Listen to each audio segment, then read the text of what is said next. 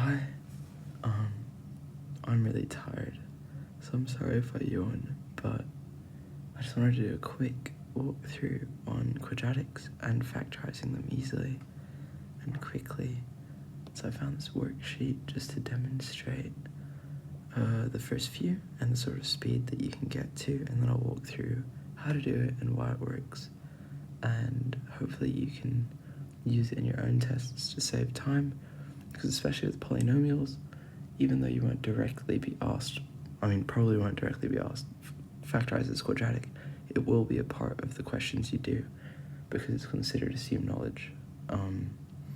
So it's good to master it and then focus on the more complicated stuff in the actual tests. So just working through these, you look at the constant term and the coefficient of the value with a degree of 1, and so you want to find what multiplies to make this constant term and adds to make this coefficient, right? So multiplies to make 6 and adds to make 7. That's right, 6 and 1, so a plus 6, a plus 1. Now, moving on, I'm just going to work through these fairly quickly just to show c plus 2, c plus 3, d plus 6, d plus 2.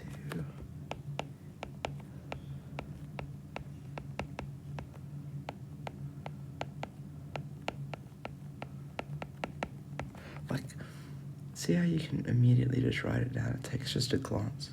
Now these are very easy factors, obviously, but it doesn't take away from the fact that what we're doing is essentially just looking and understanding and writing down, and that means in a test, if we're presented with something like this, we can just instantly smash it out and not have to think about it at all.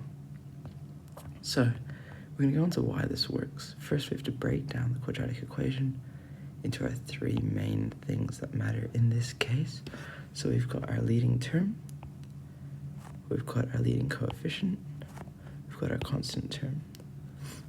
Here's our coefficient in the middle, our b, and so all these things work together to create this method above here. So the important things for this very quick method, which you can just do instantly in your head, we're going to be teaching the one where a equals 1. So you can see in all of these, if you look in this area, there's never a specified number because the coefficient is always 1. So that's what we're going to be working through at the moment. I'll make another video on when it's not 1, and it's not actually too different, it just takes a little bit longer until you get really good at it through a lot of practice, like Leo. So anyways, why does this work? So let's say you have x plus 3, x plus 2. When you're expanding the brackets, you multiply these two together, x squared. You multiply these two together, 2x. I'm just going to change colors so it's easier to see. Then you're going to multiply these two together, 3x, and these two together, plus 6, right? But after doing that, you're going to look at these two middle ones over here and add them together because they're like terms. So your final answer actually becomes x squared plus 5x plus 6. Right, so we're essentially doing the same thing, but we're doing it backwards. Oh my word, this X box. Anyways, but we're doing it backwards. So what we're doing is we're looking, see how we're looking at multiplying between this number and this number? Well, that's exactly what we're doing. What numbers multiply to make our constant term, right? Because in whatever form we have, if it's presented to us like this, if it's presented as x plus something times x plus something, those somethings are going to multiply to make our constant term, right? To make our c. So since we know those are going into the C, I'm saying what numbers, so those two gaps, multiply to make C. But obviously you can have multiple numbers that multiply to make C. For example, let's say our C is 12, right? So we have x squared plus bx plus 12. We can't just immediately say how to factorize it, because you can have 6 times 2 equals 12. You can have 3 times 4 equals 12. You can have 1 times 12 equals 12. Right, so what you actually have to do is make sure that it double checks with this b over here. Now what's the b? It is these two terms added together, right? This one here and this one here. So if we have another example, I'm going to pick a much more eye-pleasing color. Go back to our pink. I'm going to go x squared plus 4x plus 4.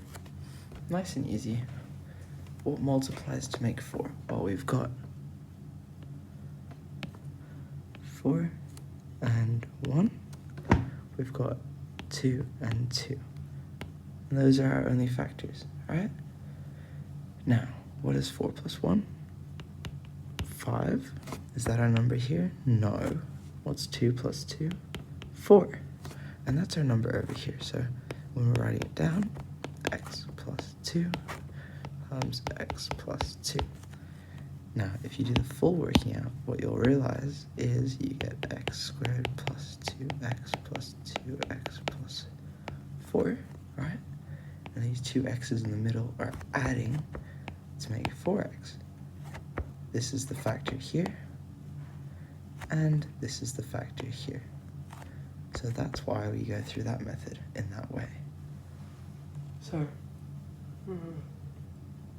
excuse me. So, when you're looking at the quadratic equation next time, first you look here, you look at the a section, ax squared. If the a isn't there, if there's nothing there, you can immediately start racing through, because you know it's going to be easy to solve.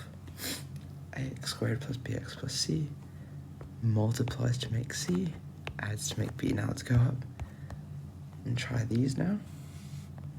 Pause the video and go on if you want to have a go.